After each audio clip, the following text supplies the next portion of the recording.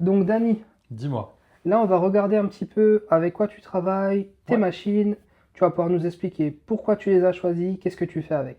Eh ben écoute, je vais commencer par la première en partant de la gauche, hein, tout simplement. La Bamboo Lab P1S. Pourquoi j'ai choisi ça? Et il faut savoir que c'est ma deuxième imprimante FDM. La première que j'ai eue, c'était une Neptune 4 de la marque Elegoo. Et en fait, j'ai réussi à sortir deux, trois trucs, mais je galérais à calibrer le plateau. Mais à chaque fois, le plateau, c'était quelque chose où quand je lançais une impression le matin, je rentrais le soir, j'avais des spaghettis dans toute cette zone-là. C'était horriblement frustrant. Et j'hésitais à passer sur une imprimante comme celle-ci parce que ça a un coût forcément, mais j'ai pris des feedbacks, j'ai rencontré quelqu'un qui en avait une, et quand j'ai vu la plus-value qu'elle avait, et la marque Bamboo Lab, elle a vraiment... il y en a beaucoup qui disent que c'est un game changer dès qu'ils ont amené l'AMS dans le milieu, mais c'est vraiment quelque chose qui me plaît, et le fait de pouvoir faire du multicouleur, bah finalement, c'est vraiment pour moi le truc en plus qui fait que c'est une imprimante que je recommande les yeux fermés. Je sais pas si tu le sais, mais pour l'utiliser, euh, Bamboo Lab, ils ont leur propre site web où ils proposent différents modèles, enfin, différents artistes proposent des modèles qui sont gratuits que tu peux imprimer. Il y en a un que j'ai juste là, que je vais pouvoir te montrer. Voilà. Tu l'auras peut-être reconnu, un petit Fantominus. Et celui-ci, il est calculé pour laisser un espace au dos qui permet de mettre une petite lampe. Et quand on l'allume, on a un petit éclairage. Donc forcément, ça fit avec le Pokémon en question. L'imprimante a été livrée avec des petits outils. Et tu vois, c'est tout bête, mais il y a un modèle qui était proposé qui permettait de ranger ces outils. Je l'ai imprimé dans la couleur qui me plaisait. Et du coup, bah, Donc, ça, c'est tout de l'impression 3D FDM. tout ça, c'est de l'impression 3D FDM. Et tout ça, ça a été le matos fourni avec l'imprimante, mais tout le reste, c'est moi qui l'ai imprimé. Un truc tout bête aussi, tu vois, derrière l'imprimante, elle va évacuer ce qu'on appelle les unicorn poop. Donc, c'est ces petits trucs-là. Hop. Ouais. Bah, je lui ai fait un toboggan pour pas que ça tombe derrière le meuble. Et le toboggan qui est là, imprimé en FDM également. Et Donc, en donc, fait, on voit qu'on peut réaliser des pièces techniques. ouais, Et là, on n'est plus sur des objets de décoration, on est sur des choses qui servent au quotidien. qui peuvent servir au quotidien. Est-ce qu'on peut ouvrir la machine pour Bien regarder un peu sûr. comment c'est? Alors, déjà, je vois que là, ça, c'est du verre. Ça, c'est du verre. Ça, c'est quoi? C'est du plastique, Euh, l'enceinte? sur l'enceinte, on est sur du plastique, effectivement. D'accord. Après, tu as les trois rails qui permettent de la maintenir en équilibre. Tu as le système de... Alors, un rail à gauche, un rail à droite et et un un rail dans le rail fond. au fond de la machine. Je vais Une allumer tête d'impression. l'écran si j'y arrive. Alors là, en fait, on a les températures, on a tout ce qui est Wi-Fi. Donc sur la partie pour justement envoyer des impressions depuis ton PC ou ton Mac. Ouais. Donc là, tu n'as pas besoin de mettre des clés USB pour envoyer une impression, je suppose. Non, j'ai pas besoin, je fais tout en Wi-Fi. Là, en l'occurrence, t'as la micro SD de base qui est inclus dans la machine. Ouais. Je ne l'ai jamais touché. J'en Ok. ai jamais eu l'utilité. Tu fais pareil avec ta M7 Max? La M7 Max, non, je fonctionne différemment dessus. La M7 Max, je pourrais envoyer les fichiers en Wi-Fi, mais j'ai pris l'habitude de le faire par clé USB, tout simplement pour que mes fichiers soient en local si jamais j'ai un problème avec mon réseau. Comme ça, au moins, je suis sûr de pouvoir print. Et j'envoie tout directement là-dessus. Je viens la caler ici. L'imprimante s'allume assez facilement. Et ce qui est cool, c'est qu'elle a une interface qui est simple d'utilisation.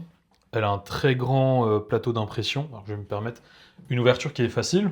Vous ne perdez pas en place. Là où sur les toutes premières imprimantes, en fait, on était obligé de, un peu comme la Wash Cure, de C'est venir. des cloches en Ouais. fait qu'on vient lever et d'ailleurs qui se collent aussi au niveau de la. Enfin, t'es pas obligé. Hein. Ouais, En bon, plus, on a déjà vu à quoi ça ressemble des wash and cure. Bah là, en fait, ce parfait. qu'on dira, c'est que la wash and cure qu'on a vue dans la vidéo de Renéga, elle était plus petite que celle-là, mais je me demande si c'était pas la même marque. Donc là, tu as une Elegoo Mercury 3. Mercury 3, donc qui permet de traiter des plus grands volumes Ouais. Alors, et bah, qui va en fait en rapport avec la taille de ton imprimante qui est une c'est M7 ça. Max. Elle est un chouïa plus petite que le plateau, mais pour ce format-là, la Wash Cure était beaucoup plus imposante et j'avais pas l'espace pour la mettre. Donc il y a quelques pièces qui ont imprimé et comme je vous l'ai dit plus tôt, on peut avoir des ratés. Vous voyez là par exemple mes supports ont foiré, mais par chance l'impression s'est bien passée. On voit que la pièce est quand même sortie malgré tout et je vais pouvoir la récupérer et m'occuper du post-traitement sans souci. Il y a un truc qui est plutôt cool, c'est qu'on a un capteur qui, lorsqu'on lance l'impression, va nous dire si on a assez de résine dans le bac. On a ce système qui permet de l'auto-remplissage. Et donc derrière, j'ai la possibilité de venir mettre, alors je n'ai pas les connectiques, elles sont rangées, mais de venir mettre une bouteille de résine pour remplir automatiquement. Comme vous l'avez vu, le plateau est assez grand. Un truc aussi assez... Ça peut paraître anodin, mais on sait que quand on va retirer le plateau, on va faire tomber des gouttes de résine, de façon à pouvoir éviter ça. Alors je vais juste le monter un petit peu, histoire d'être sûr de ne pas taper. Là, on voit le bras en fait qui va ramener la... Qui va ramener, exactement. Et en fait, je pense qu'on est assez haut. On a des petites vis en fait qui sont calées ici, qui vont me permettre de venir pencher mon plateau. Il est maintenu. Donc l'imprimante, le plateau étant penché en diagonale et qui tombe un petit peu vers la gauche, va permettre à la résine de tomber sur le côté et de goûter, de retomber sur notre bac sans problème. Alors là, à mon avis, il a goûté déjà pendant peut-être la nuit quand tu l'as laissé. Ouais. Du coup, il y a peu de résine qui tombe. peu de On en voit un résine peu, qui on voit tombe. quelques gouttes. Mais ça fait toujours ça de moins qui pourrait éventuellement tomber. C'est pas grand-chose, mais c'est des choses qui sont pensées pour faciliter le travail de la personne qui va utiliser l'imprimante. On est passé un peu vite sur la Bamboo Lab. J'aimerais te demander, là, donc c'est un plateau chauffant. Tout à fait. De toute façon, on a déjà vu un peu dans la chaîne le fonctionnement des imprimantes FDM. Par contre, ce que j'ai pas vu, c'est ça, l'AMS Ouais. et le multicouleur. Qu'est-ce que tu ne sais pas sur l'AMS? Comment ben, se fait-il que tu n'en aies jamais entendu parler? En fait, j'imprime pas en FDM, Ok. donc du coup, en fait, j'en ai pas. Et du coup, ça m'intéresse de comprendre un petit peu mieux. Parce que Ouais. ça, je pense que c'est le prochain achat de mon côté. C'est ce type d'imprimante que je vais acheter pour compléter la gamme. Bah, pour te montrer, tout simplement, dans l'imprimante, comme tu le vois, tu as une tête qui va se balader donc avec une buse pour imprimer. L'AMS, en fait, il va avoir une seule sortie. Il va envoyer le filament de la couleur que tu veux imprimer. Dès qu'il aura fini d'imprimer de la couleur et que, par exemple, sur ta couche, tu as besoin de changer de couleur, il va revenir faire sortir le filament, il va changer de couleur, il va évacuer le peu de filament donc, que tu vas avoir de base, donc par exemple du rouge. Il va évacuer le rouge qui va faire un poop, un unicorn poop comme certains aiment l'appeler, avec un mélange de la nouvelle couleur.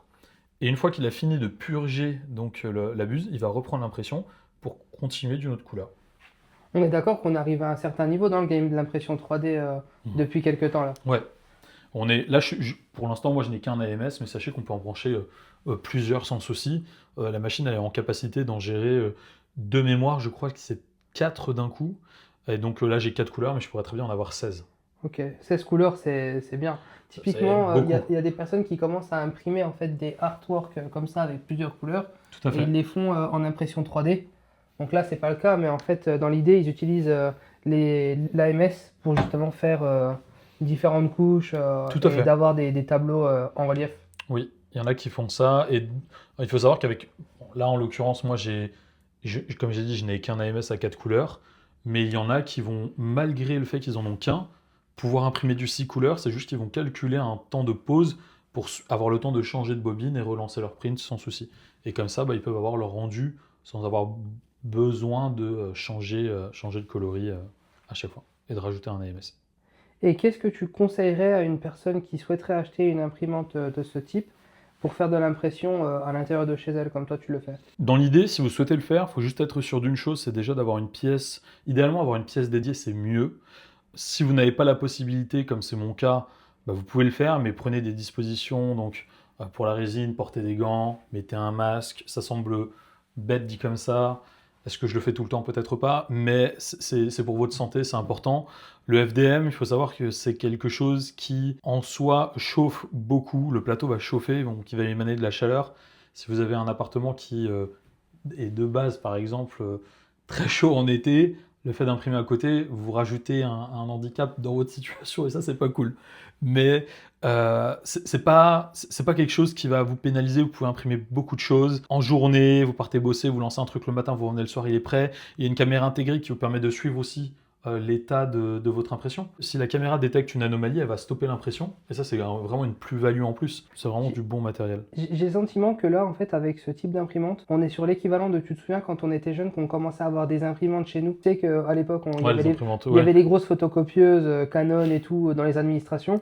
Et à la maison, on a commencé à avoir des imprimantes pour faire nos documents. Ouais. Ben, en fait, j'ai l'impression que ce type d'imprimante-là, c'est le début en fait de ça. C'est le début de ça, tout à fait. C'est qu'il y a eu les grosses imprimantes industrielles qui permettaient d'imprimer diverses pièces, pardon, mais beaucoup pour de la mécanique ou dans un ordre fonctionnel pour un but précis. Et aujourd'hui, en fait, on a l'outil miniature que monsieur, madame, tout le monde peut avoir chez lui et qui va lui permettre de faire beaucoup de choses. Puis on va montrer typiquement, là, tu as imprimé des supports de manettes C'est ça. qui sont tout simples, mais très pratiques. J'avais mes manettes, la console, je ne savais pas où poser mes manettes, et ben j'ai fait un petit support qui me permet de les ranger facilement. Alors, ce modèle-là, je l'ai trouvé sur donc du coup l'application de Bamboo Lab. Comme vous le savez, pour les gens en région parisienne, il a neigé il n'y a pas si longtemps que ça, et je m'étais dit, tiens, ce serait cool de pouvoir avoir un moule qui me permette d'avoir du coup une boule à neige un peu personnalisée. Donc j'ai fait du classique, une Pokéball, forcément, pour aller avec le Fantominus, et bien entendu, je l'ai imprimé, il a arrêté de neiger le lendemain. Donc j'ai raté le coche, mais on garde espoir que ça revienne. En tout cas, c'est pressé de côté. Voilà. J'ai fait un stamp, tout simplement, avec mon nom, Ouais. et tout va bien, il n'est pas cassé. Bah non, En fait, c'est bien, tu vois, typiquement. Ça montre que c'est résistant, vous voyez, la Ouais. qualité. Tiens, attends, tu sais quoi, regarde, on va faire un truc. Je vous le Je montre. te donne le bras et puis tu me fais ton stamp. Tu es validé The Forge of D. Voilà, je fais partie de l'équipe. Ça, c'est un truc tout bête, mais j'en ai fait pour des boîtes. La boîte d'une amie qui avait sa compagnie, elle avait pas le tampon, je lui ai fait un petit truc personnalisé, ça m'a pris 5 minutes. J'ai un tout petit vase qui est fait en 2 parties. Donc j'ai choisi du jaune et un espèce de couleur roche. J'aurais pu choisir autre chose. Mais l'avantage, c'est que je peux pouvoir planter un cactus ou autre et m'en occuper assez facilement. Mais c'est stylé. Et ça, c'est des idées de cadeaux toutes bêtes qui va vous prendre peut-être 3-4 heures à sortir. Et derrière, vous avez de quoi faire plaisir à votre maman, votre grand-mère. Bon, j'ai pris l'idée du vase, mais ça peut être aussi pour votre grand-père, attention. Mais vous pouvez faire vraiment tout et n'importe quoi avec ça. En fait, la seule limite, c'est votre imagination. Sur quoi tu les as modélisées, tes pièces? Alors, moi, mes pièces, je ne les ai pas modélisées directement. J'ai pris des modèles existants. Le tampon, par contre, il était personnalisable. Je suis passé par directement le site de MakerWorld, donc le site qui appartient à Bamboo Lab. Vous avez un outil qui vous permet d'éditer certaines pièces. Et donc, du coup, je suis passé par l'outil d'édition de leur site, tout Donc en simplement. plus, c'est facile. Ouais, c'est vraiment accessible et simple. Donc ça, c'est pas un outil technique, c'est un petit truc de déco. Mais c'est un peu stylé quand même. Ouais, dans l'idée, vous décidez d'aller racketter des dresseurs qui sortent du bureau du professeur Chen. Vous accrochez votre Pokéball à votre ceinture et il n'y a plus qu'à dégainer. Et tac, voilà. Mais là, tu vois, je vois tout de suite le délire cosplay, tu vois. Exactement. Bah pour du cosplay, ça c'est rapide, efficace et vous pouvez faire plaisir à tout le monde. Repartons sur sur cette grande photo mono M7 Max. Ouais. Ça, en fait, ça permet d'imprimer vraiment des grosses bases. Par exemple, quand le plateau monte jusqu'au-dessus, tu es en mesure d'avoir combien de centimètres d'impression en hauteur? En hauteur, il me semble que je suis sur si je te dis pas de bêtises, je suis sur du 30 cm. Ok, et donc, sachant qu'en plus, des fois, on peut incliner un petit peu les pièces, Tout à fait. on réussit à gratter 1 ou 2 centimètres, non, en hauteur? Si je pars sur la diagonale longue, je pense qu'on peut monter à 34 peut-être, tu vois. On va plus être sur du 34 cm, quelque chose comme ça. Donc, c'est pas mal si on a un perso avec des jambes pour du 1/4 qui sont grandes. On peut largement les mettre avec une bonne inclinaison. Si on travaille bien les supports, on essaye de pas trop laisser de marque dessus et on va avoir quelque chose de sympa. Ouais, en fait, ce qui va vraiment jouer, c'est selon le modèle que tu as. Admettons, tu prends un perso qui va être comme ça. En fonction de là où sont placées ses découpes et de comment le perso est conçu, tu pourras peut-être même faire. Alors, du 1/2, non, mais du 1/3, ça me choquerait pas que ce soit possible. Je pense que c'est du 1/3, possible. on le fait facilement. Ouais. Et au pire, en fait, on coupe les pièces et Oui, du coup, bien sûr. Il y a toujours possibilité de faire quelque chose. En fait, il faut se dire que déjà, avec des imprimantes comme ça, il y a des gens qui font du life size, donc du échelle 1/1. Donc en réalité, avec ça, on peut très bien faire du 1/3. Sur ce type de machine, du life size, ça va être très long, mais pourquoi pas. Mais sur ce genre de machine, il y a beaucoup de gens qui, en PLA, vont se permettre de... je te prends l'exemple de notre cher Caillot qui avait fait la tête de C16 en taille réelle. Ouais, voilà. Et tu vois, je crois qu'il l'avait fait Je crois qu'il l'avait fait en PLA. Et donc, vous voyez, la limite, c'est vraiment vous et votre imagination. Tu peux nous montrer, s'il te plaît, le truc où tu as mis des puces Ah, mes puces NFC, bien sûr. Ouais. En gros, j'ai acheté des petits tags NFC. Pour vous donner une idée, c'était 6 € les 60 tags. J'ai lancé l'impression avec ma FDM. L'imprimante s'arrête à un temps donné pour me laisser le temps de poser mon tag. Et quand j'approche mon téléphone du produit, il y a une petite pop-up qui s'ouvre, je l'ouvre et ça me redirige vers ma chaîne qui s'ouvre automatiquement. Donc ma chaîne TikTok et ma chaîne YouTube qui est juste là. Il y a beaucoup de gens qui font la même chose avec des porte-clés. Ils vont avoir des porte-clés en format rond, ils vont caler la puce au milieu et derrière, tac, t'as juste à l'approcher de ton téléphone et en fait ça redirige vers le site web de l'entreprise ou ce genre de choses. En vrai, juste imaginez. Vous voyez là le plateau? Sur le plateau, tu dois pouvoir poser entre 20 et 30 petits porte-clés. Donc ça veut dire que pour produire juste une série de 30 porte-clés, il te faut un plateau. Parce que là, tu disais, tu avais 60 puces. En vrai, si tu avais voulu faire des porte-clés, tu aurais pu... J'aurais pu faire ça sans problème. Maintenant, je me suis limité à 2 petits supports et j'ai d'autres idées d'applications pour les puces NFC. Le fait déjà de rediriger vers un site web, c'est cool. J'ai connu quelqu'un qui maîtrisait énormément la technologie. Lui, par exemple, la puce NFC, si tu la passes sur X endroit, ça va activer X éléments. Tu as tes clés, tu ranges tes clés. Quand tes clés sont posées dans un petit bol que tu aurais créé, un capteur la reçoit, boum, ça allume les lumières de chez toi. C'est quelque chose auquel il faut penser et c'est une application parmi tant d'autres. Avec la domotique, on peut aller beaucoup plus loin. Ok? Bon, Voilà. cool. Bah, je pense que là, on va aller voir un peu ton atelier peinture.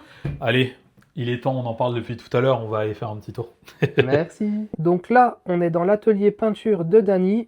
Ouais. Donc, le compresseur dont on parle, c'est le double cuve celui-là? C'est le double cuve. Ok, double cuve. La marque Fengda. Fengda FD 186, que vous pouvez trouver sur Amazon certainement. Ensuite, des peintures d'accroche et des vernis.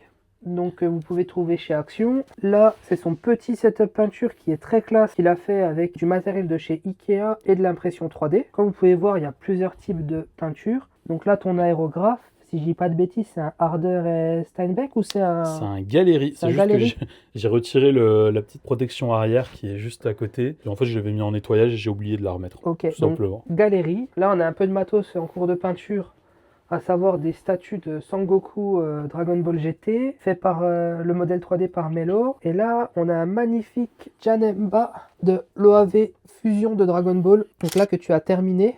Tout à fait. C'est celui de Lucas Perez? Non, celui-là, c'est... l'artiste s'appelle Henderson, il me semble. Henderson, ok. Et c'était sur un Patreon? C'était sur un Discord. Ok. Celui de Mirai, il me semble. Ok. Franchement, c'est un super modèle. Il est très classe. Et donc, encore plus de matos de peinture derrière.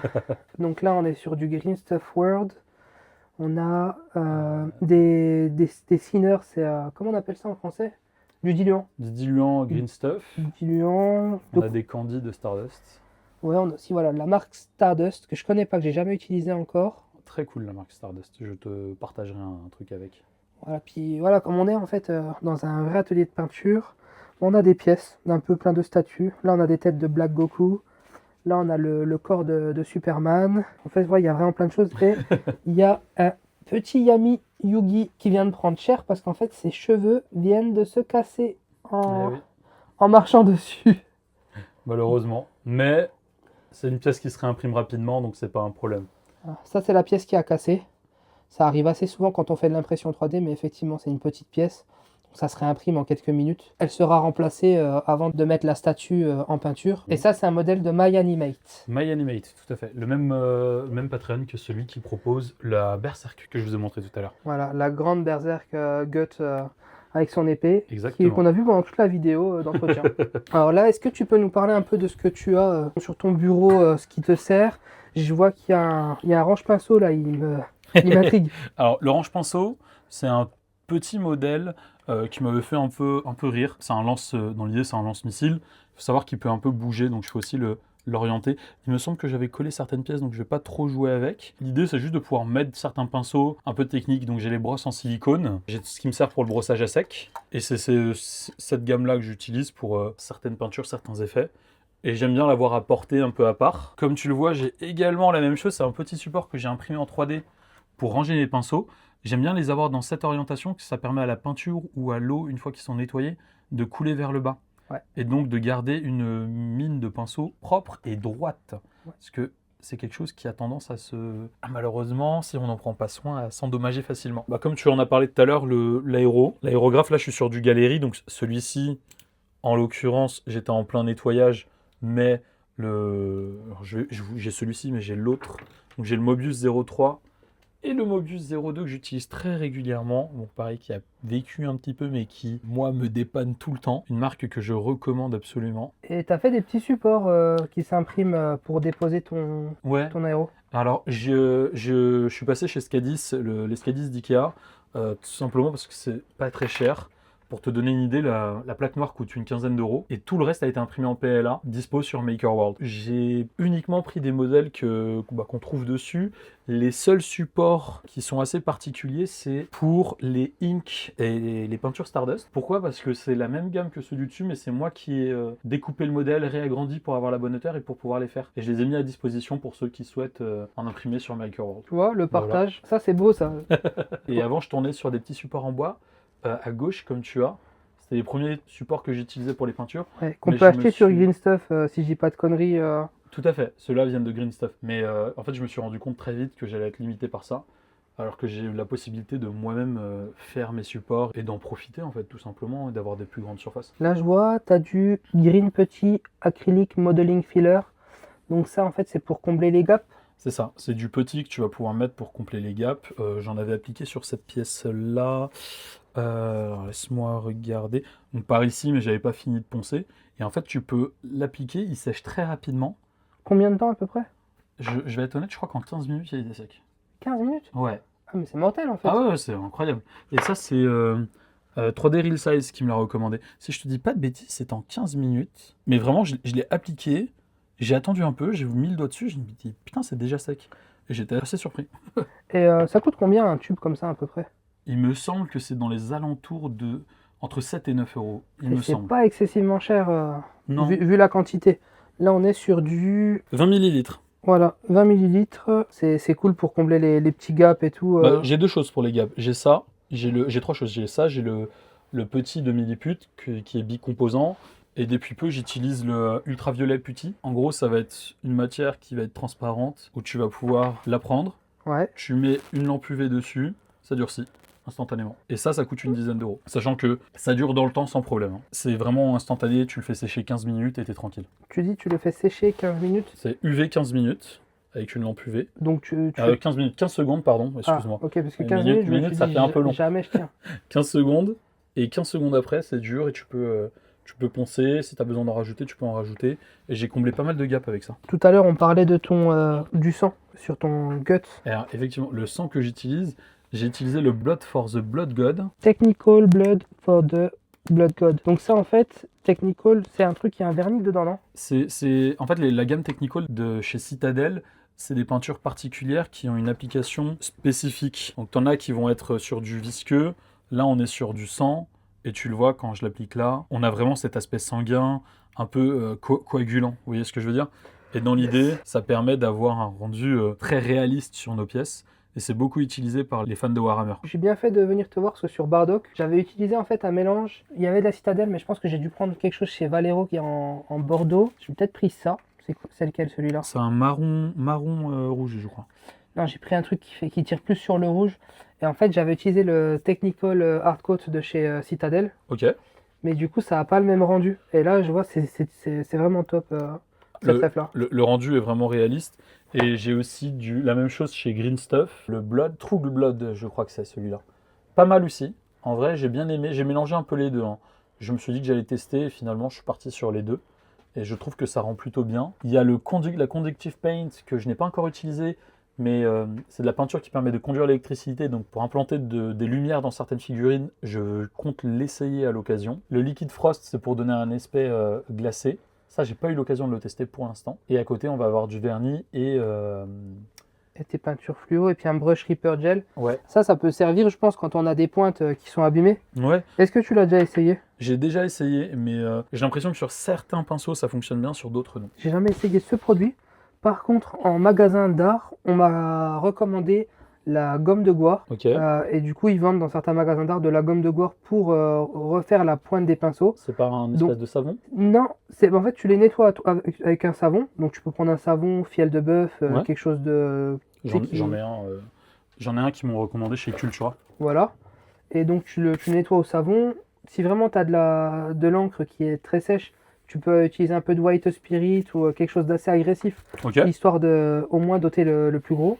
Ensuite, tu peux nettoyer au savon. Et après, avec la gomme de Gouache, tu viens tremper ton pinceau dans la gomme de Gouache. Et ensuite, avec tu vois cette partie-là sur ta main, ici, là où il y a les lignes, Ouais, tu le fais passer là. tu viens, ouais, voilà. Comme ça, je fais Voilà. exactement la Et même chose. tu shapes en fait tu pinceau. refaçonnes le pinceau. Ok, bah, je fais la même chose à chaque fois quand je suis amené à le nettoyer avant de les remettre en place. Comme ça, je sais que je garde une bonne forme de pinceau, tout simplement. Alors, qu'est-ce que tu veux nous montrer aujourd'hui? Qu'est-ce que je vais vous montrer? Bon, comme vous le voyez, il y a 2 Goku. Il y a donc le Goku dans sa forme Super Saiyan.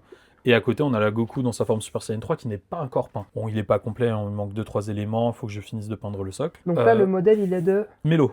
Ce qui est cool avec ce modèle, c'est que on peut l'imprimer seul ou on peut l'accompagner au cas où il se sentirait un peu seul.